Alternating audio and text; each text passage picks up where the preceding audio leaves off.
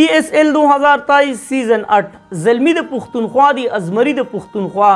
دعا ورته کوي ټول شاه زلمی د پښتونخوا نن چې څومره هم د زلمو پین دی ملګرو نو هغه ډېر زیات بیموډه وي زه خپل هم ډېر زیات خپیم ځکه چې په دې PSL کې مونږه د زلمو ټیم د ځان دپاره خوښ کړی دی نو چې کله ستا یو فیورټ ټیم وي او هغه بیلات ترلاسه کوي نو انسان ته ډېر زیات تکلیف رسي بیا که نن پرفارمنس وګورئ ملګرو نن پرفارمنس بیا یک طرفه و د اسلام آباد یونایټډ او د پېښور زلمو خلاف چې کوم گیم وشو نو مکمل یک طرفه و اسلام آباد یونایټډ ګټه ترلاسه کړه او ځان دپاره پلس پوینټ هم واغستو پوینټ ټیبل باندې که تاسو نظر واچوئ ملګرو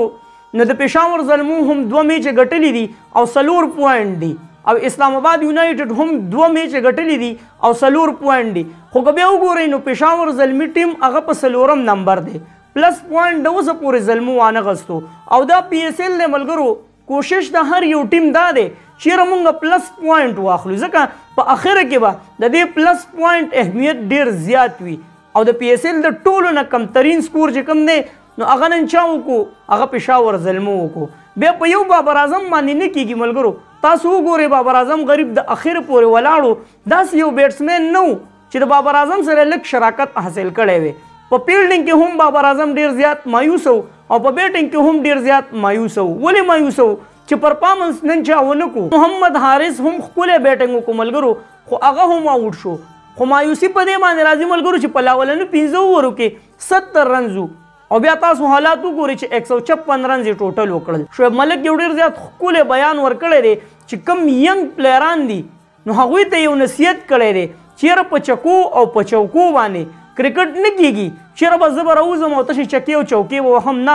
ځان کې ټیلنټ اچول دي او د ټیم پوزیشن ته کتل دي چیرې ټیم اوس په دې وخت کې د کم پوزیشن دی د چکو پوزیشن په کار دی او که نه د وکټ د راټینګولو پوزیشن په کار دی نو سایم ایوب نن بیا ډېر زیات مایسکون پرفارمنس وکړو یو هم داسې پلیر نه و ملګرو چې مونږ ویلې وو چیرې دا به ودرېږي بیا د حسن علي نن اولنی میچ و په PSL کې هغه چې کم بیک وکړو ملګرو نو تاسو وکتل چې کوم جارحانه بالنګ هغه وکړو حالانکه په لاولني عمر کې چې هغه کم موټه کېدو خو د هغې باوجود هم هغه کم بیک ډېر مزیدار وکړو ډېر بهترین وکړو او هغه خپل پرفارمنس یې 100% ورکړو نو تاسو وکتل چې د زلمو پوزیشن یې کم ځای ته ورسو بیا د میچ د یو اننګز نه بعد ملګرو د اسلام آباد یونایټډ یو کس هغه دا بیان هم ورکړو چې منم 15 اووره زموږ ډېر زیات خراب و خو مونږ هر یو کلاړي ته ذمواري په حواله شوې وه چیرې ته به دا ذمواري سر ته رسې نو مونږ 100% د هغه ذموارۍ د سر ته رسولو کوشش کوو او په هغې کې مونږ کامیاب شو بیا وهاب ریاض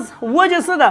چې په د خپلو غلطیانو باندې هغه لاس نه نیسي وجه څه ده چې د خپل چې کومې غلطیانې دي نو هغه بار بار دوهراوئ نو کله چې یو کلاړي ذمواري واخلي چې او زه به د خپله ذمواري سر ته رسوم نو بیا رزلټ بل شانت وي خو چې کله ذمواري سر ته نه رسي ملګرو نو د میچ پوزیشن به ډېر زیات خراب وي ډېرو ملګرو به میچ کتلی هم وي که چا نه وي کتلی د دې سیټ کې در سره ټول ډیټیل شریک کوم دغه وګورئ تاسو څه وایئ چې کوم ځای کې غلطي وشوه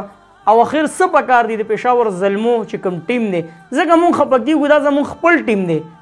نو ګیله د خپل نه کېږي ملګرو د پردو نه خو بیا هم مونږ د زلمو سپورټ کوو او د اخرې پورې به یې کوو ځکه چې دا زمونږ خپل ټیم دی د پېښور زلمو نوم پې پروت دی پرفارمنس کله ښه او کله خراب خو دوی له په خپلو غلطیانو باندې کم از کم نو دې ته سوچ کول پکار دي چې کوم ځای کې زما نه غلطي وشوه او زه به په بل میچ کې دا غلطي نه کومه خو چې بار بار یو غلطي کېږي نو بیا به د پېښور زلمو چې کمپین دي نو هغوی به ګیلهمن وي خو زه ګورو ملګرو چې مخکې څه کېږي PSL لا ټول په سر باندې پروت دی الله دې وکړي چې د پېښور زلمو چې کوم پوزیشن دی نو دا ښه طرف ته لاړ شي خراب طرف ته نه ګینې موږ ډېر زیات خفه کېږو د پېښور زلمو په بیلات باندې تاسو څه وایئ دې باره کې کمنټس کې موږ سره خپله رایه لازمي شریک کړئ او څومره چې هم د اسلام آباد یونایټډ فین دي نو هغې ټولو ته ډېر زیات مبارک شي اسلام آباد یونایټډ محنت وکړو او د محنت سله هغوی ته میلاو شوه ما نوید رحماني په خپلو دعاګانو کې یاد ساتئ او زما په دعاګانو کې هر وخت اخره کې واس پاکستان زنده‌باد PSL زنده‌باد تل دې وي آباد دې وي